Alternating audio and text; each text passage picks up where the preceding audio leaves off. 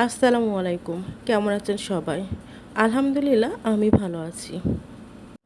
আজকে রেসিপিস বা সাথী থেকে আপনাদের জন্য নিয়ে এসেছি চিকেন মালাই কাবাব। আমরা তো অনেক মুঠি কাবাব, কাঠি কাবাব খেয়ে থাকি। আজকে পোলাওয়ের সাথে খাওয়ার জন্য চিকেন মালাই কাবাব সম্পূর্ণই নতুন একটি আইটেম। আসুন দেখে নিই। আমার এই মালাই কাবাব তৈরি করতে আমি এখানে 250 গ্রাম মুরগির কিমা নিয়ে নিয়েছি। এই কিমার সাথে প্রথমে আমি 1 চা চামচ আদা রসুন বাটা দিয়ে দিব, হাফ চা চামচ গোলমরিচের গুঁড়ো দিয়ে দিব, হাফ চা চামচ লাল মরিচের গুঁড়ো দিয়ে দিব, লবণ দিব আমার স্বাদ মতো, আর দিয়ে দিব হাফ চা চামচ গরম মশলার গুঁড়া, সাথে দিয়ে দেব হাফ চা চামচ চিনি, কিছু পুদিনা পাতা, কিছু ধনে পাতা। তবে আপনারা যারা পছন্দ করেন না তারা এগুলো স্কিপ করতে পারেন। আর 2টা পাউরুটির পিস সাইডগুলো কেটে রেখে আমি পানিতে ভিজিয়ে সফট করে নিয়েছি। এখন এগুলো দিয়ে একসাথে খুব ভালোভাবে মাখিয়ে নিব। আমি এগুলো বেশ কিছুক্ষণ সময় নিয়ে খুব ভালোভাবে মাখিয়ে নিলাম। আমি এগুলো খুব ভালোভাবে চেপে ভালোভাবে মাখিয়ে নিচ্ছি। আসল কথা কি, এখানে পুদিনা পাতা, ধনে পাতা এবং অন্যান্য যেগুলো মশলা আছে খুব ভালোভাবে মাখিয়ে নিতে হবে। আমার মাখানো শেষ এখানে। এবার কিভাবে আমি কাবাবগুলো করব সেটা দেখিয়ে দিচ্ছি। এর জন্য এই ধরনের একটি স্ট্র বা পাইপ আমার প্রথমে দরকার এবং হাতে আমি কিছু তেল মাখিয়ে নিব। আমার হাতে তেল মাখানোর পরে আমি কিছুটা কিমা ওইখান থেকে নিয়ে হাত দিয়ে চেপে ধরে মাঝখানে স্ট্রটা দিয়ে এটা মুড়িয়ে নিব। আপনারা অবশ্যই আমার ভিডিওর দিকে লক্ষ্য করলে বুঝতে পারবেন। এটি চেপে ঘুরিয়ে আপনার যতটা দরকার ততটা লম্বা করবেন। আমি এইখানে 3 থেকে 4 ইঞ্চি মতো লম্বা করেছি, খুব বেশি লম্বা করিনি। তবে আপনারা চাইলে আরও ছোট বা আরও বড় করতে পারেন। এবং এটি খুব ভালোভাবে চেপে করতে হবে, কোথাও যেন কোনো ফাটা না থাকে। এবং আস্তে করে পাইপটা টেনে বের করলেই দেখবেন হয়ে গেছে। তো এই তো এভাবে আমি আরও একটা আপনাদের সুবিধার্থে দেখিয়ে দিচ্ছি।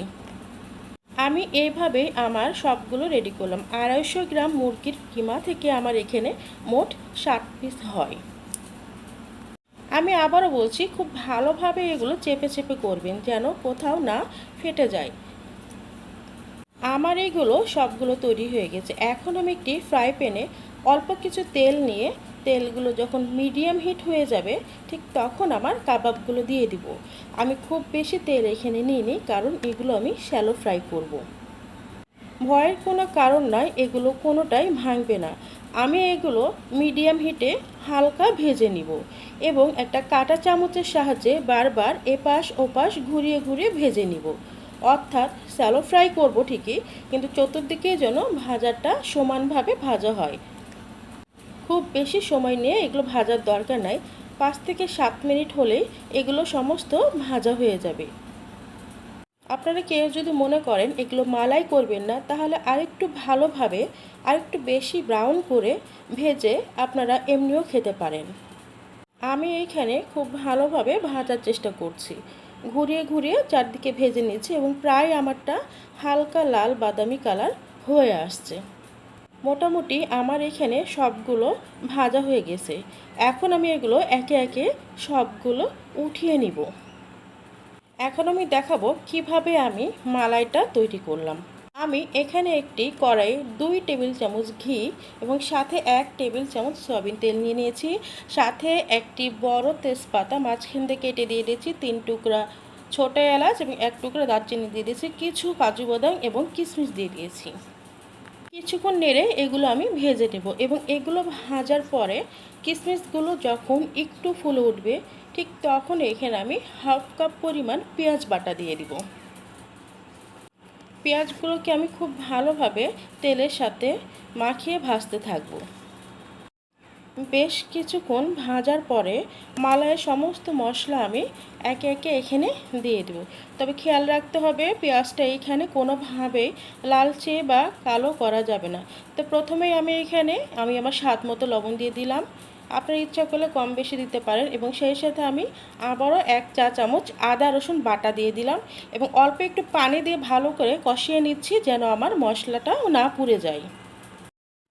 এইভাবে আমি আরও 2 থেকে 3 মিনিট কষিয়ে নিব এবং এটি অনবরত নাড়তে থাকবো। এরপরে আমি হাফ চা চামচ লাল মরিচের গুঁড়া দিয়ে দিলাম এবং আবারও ভালোভাবে নেড়ে দিচ্ছি। আমি এখানে হাফ চা চামচ ব্যবহার করেছি, আপনার ইচ্ছা করলে আরও বেশি দিতে পারেন। যেহেতু এটা মালাই তাই আমি খুব বেশি ঝাল করব না। আর হাফ চা চামচ দিয়ে দিলাম গোলমরিচের গুঁড়া। আমি মশলাগুলো আবারও খুব ভালোভাবে নেড়েচেড়ে কষিয়ে নিব। মনে রাখতে হবে যে কোনো রান্নার মশলা খুব ভালোভাবে কষালে রান্নার টেস্ট আরও বেশি বেড়ে যায়।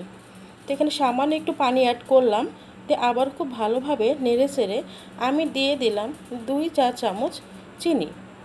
চিনি দিয়ে বেশ কিছুক্ষণ কষানোর পরে আমি দিয়ে দিব 1 টেবিল চামচ টমেটো সস।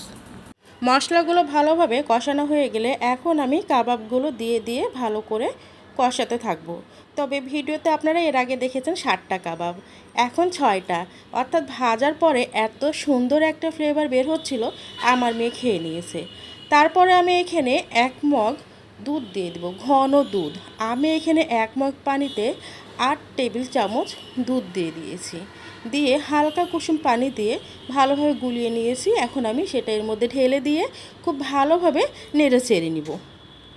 আমি এই কাবাবগুলো এখন 8 থেকে 10 মিনিট চুলার উপরে রান্না করে নিব। ঠিক যখন একটু কমে আসবে তখন এখানে আমি 5-6টা কাঁচামরিচ মুখটা একটু ফাটিয়ে দিয়ে দিব, কারণ এতে ঝাল হবে না কিন্তু ফ্লেভারটা খুব ভালো হবে। 8 মিনিট পরে আমার এখানে দেখা গেছে ঝোলটা অনেক কমে এসে গা মাখা ঝোলে পরিণত হয়েছে এবং তখনও খুব ভালো একটা ফ্লেভার বের হচ্ছিল। আপনি যদি একটু বেশি ঝোল রাখতে চান তাহলে বেশিভাবে রাখবেন, আর যদি একটু কম রাখতে চান তাহলে আর একটু কমিয়ে নেবেন। এটা সম্পূর্ণই আপনার উপর ডিপেন্ড করছে। আমার মালাই কাবাব একদম রেডি। এখন আমি এটা নামিয়ে নিব। মোট কথা আমার এটা এখন একেবারে রেডি হয়ে গেছে। এখন এটা আমি নামিয়ে পরিবেশন করব। আমার মালাই কাবাব রেসিপি যদি আপনাদের ভালো লেগে থাকে অবশ্যই আমার চ্যানেলটি সাবস্ক্রাইব করবেন এবং যদি সম্ভব হয় আপনাদের টাইমলাইনে শেয়ার দিয়ে দিবেন। ধন্যবাদ। আসসালামু আলাইকুম।